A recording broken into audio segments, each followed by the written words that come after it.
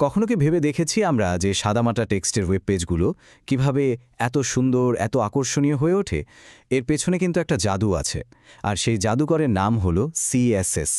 তো চলুন আজ এই ওয়েব ডিজাইনের শিল্পটাকে একটু কাছ থেকে দেখা যাক। আচ্ছা, যে কোনো ওয়েবসাইটের শুরুটা কিন্তু হয় HTML দিয়ে। কিন্তু সমস্যাটা হলো HTML যদি একা থাকে তাহলে ওয়েব পেজটা দেখতে একদমই সাদামাটা লাগে। কারণ কি?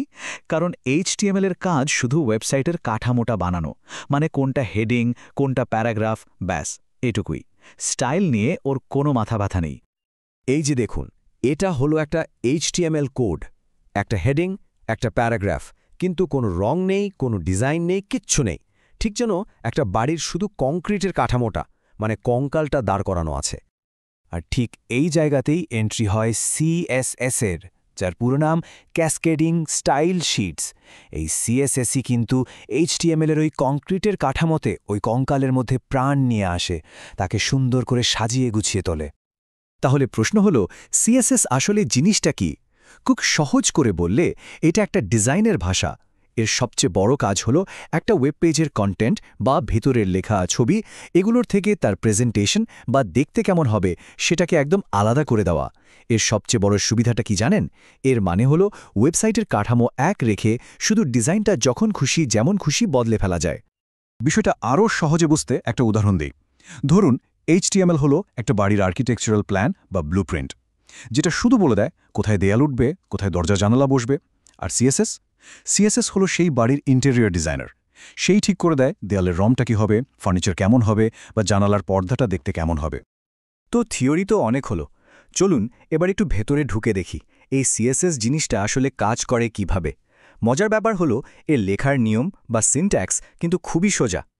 একটা সিএসএস রুলের মানে একটা স্টাইলের নির্দেশের মূলত দুটো পার্ট থাকে। একটাকে আমরা বলি সিলেক্টর আর অন্যটাকে বলি ডিক্লারেশন।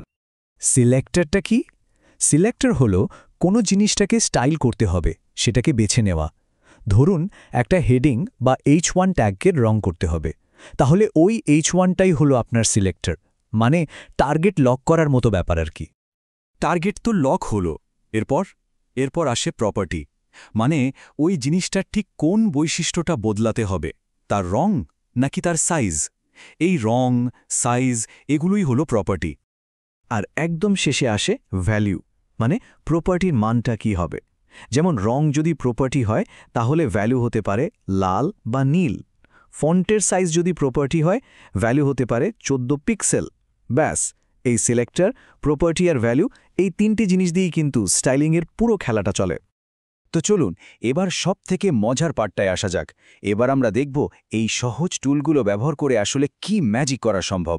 কয়েকটা উদাহরণ দেখলেই ব্যাপারটা একদম পরিষ্কার হয়ে যাবে। প্রথমেই চলুন টেক্সটের রংটা একটু বদলে দেখি। এর জন্য আমাদের দরকার হবে কালার নামের প্রপার্টিটা। আর এই দেখুন, জাস্ট এক লাইন কোড, আর সাথে সাথেই সাদা কালো লেখাটা কেমন সবুজ হয়ে গেল। এটাই হলো সিএসএস-এর পাওয়ার। আচ্ছা, রং তো হলো, এবার লেখার সাইজটা একটু বড় করে দেখা যাক। এর জন্য আমরা ব্যবহার করব ফন্ট সাইজ প্রপার্টি। আরে রেজাল্টটা দেখুন, লেখার সাইজটা যেই না বদলে গেল, পুরো পেজের হায়ারার্কি, মানে কোন লেখাটা বেশি গুরুত্বপূর্ণ, কোনটা কম, সেটা কিন্তু এক মুহূর্তে চেঞ্জ হয়ে গেল। লেখাকে আরও একটু চোখে পড়ার মতো করতে চাইলে আমরা কিন্তু ডেকোরেশনও যোগ করতে পারি। যেমন ধরুন একটা আন্ডারলাইন। এর জন্য টেক্সট ডেকোরেশন প্রপার্টিটা ব্যবহার করলেই দেখুন কি সহজে একটা আন্ডারলাইন চলে এলো। আমাদের এই ছোট্ট টুলকিটের শেষ উদাহরণ হিসেবে চলুন একটা বর্ডার যোগ করি। কোনো একটা এলিমেন্টকে আলাদা করে ফ্রেমের মধ্যে দেখাতে এটা কিন্তু দারুণ কাজের।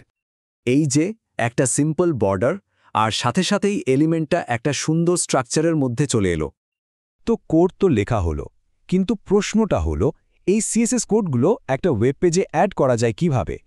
এর কিন্তু কয়েকটা রাস্তা আছে, চলুন সেগুলোই এবার দেখে নেওয়া যাক। স্টাইল অ্যাপ্লাই করার জন্য দুটো খুব কাজের সিলেক্টর আছে। একটা হলো আইডি আর একটা ক্লাস। আইডি, যেটা হ্যাশট্যাগ চিহ্ন দিয়ে লেখা হয়, সেটা ব্যবহার হয় শুধুমাত্র একটা ইউনিক এলিমেন্টের জন্য, মানে ওই নামে আর কেউ থাকবে না। আর ক্লাস, যেটা ডট চিহ্ন দিয়ে লেখা হয়, সেটা ব্যবহার করা হয় অনেকগুলো এলিমেন্টকে একসাথে একই স্টাইল দেওয়ার জন্য। আর সিএসএস যোগ করার প্রধানত তিনটে উপায় আছে। এক, ইনলাইন স্টাইল, যেটা শুধু একটা মাত্র এলিমেন্টের উপর কাজ করে। দুই, ইন্টারনাল স্টাইল, যেটা একটা গোটা পেজের জন্য কাজ করে। আর 3 এক্সটার্নাল স্টাইল, যেটা সবচেয়ে পাওয়ারফুল। এখানে স্টাইলগুলো একটা আলাদা ফাইলে রাখা হয়, আর সেই একটা ফাইল দিয়ে পুরো ওয়েবসাইটের ডিজাইন কন্ট্রোল করা যায়। তাহলে সব মিলিয়ে মূল ব্যাপারটা কি দাঁড়ালো? সিএসএস শুধু ওয়েব পেজকে দেখতে সুন্দর করে তা কিন্তু নয়, এটা আসলে ওয়েব ডিজাইনকে অনেক বেশি এফিশিয়েন্ট, অনেক বেশি শক্তিশালী করে তোলে। একবার ভেবে দেখুন তো, একটা ওয়েবসাইটে হয়তো 100টা পেজ আছে, আর শুধু একটা ফাইল এডিট করে এক মুহূর্তে ওই 100টা পেজের ডিজাইন বদলে ফেলা সম্ভব। এটাই তো সিএসএস এর আসল ম্যাজিক, তাই না? তো ওয়েব ডিজাইনের এই টুলগুলো এখন আমাদের হাতের মুঠোয়। এখন ভাবার বিষয় হলো, এই টুলসগুলো ব্যবহার করে কোন গল্পটা বলা হবে, কি নতুন জিনিস তৈরি করা হবে। সম্ভাবনা কিন্তু সত্যি অফুরন্ত।